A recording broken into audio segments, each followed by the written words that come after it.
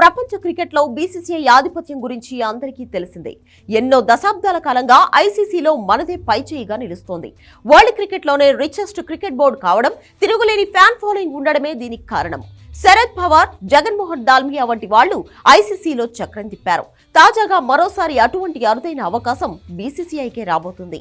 ప్రస్తుతం బీసీసీఐ సెక్రటరీగా ఉన్న జైషా ఐసీసీ చైర్మన్ పదవిపై కన్నేసినట్లు ఊహాగానాలు వినిపిస్తున్నాయి.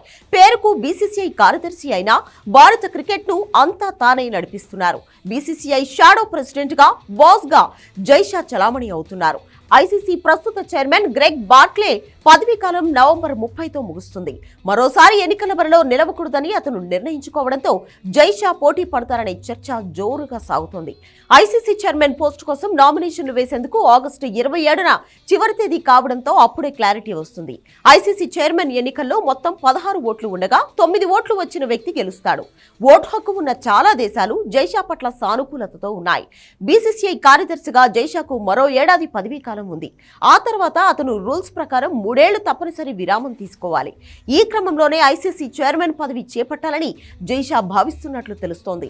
ఐసీసీ చైర్మన్ గా జైషా ఎన్నికైతే ఈ పదవి చేపట్టిన అతి పిన్న వయస్కుడిగా రికార్డు సృష్టిస్తారు.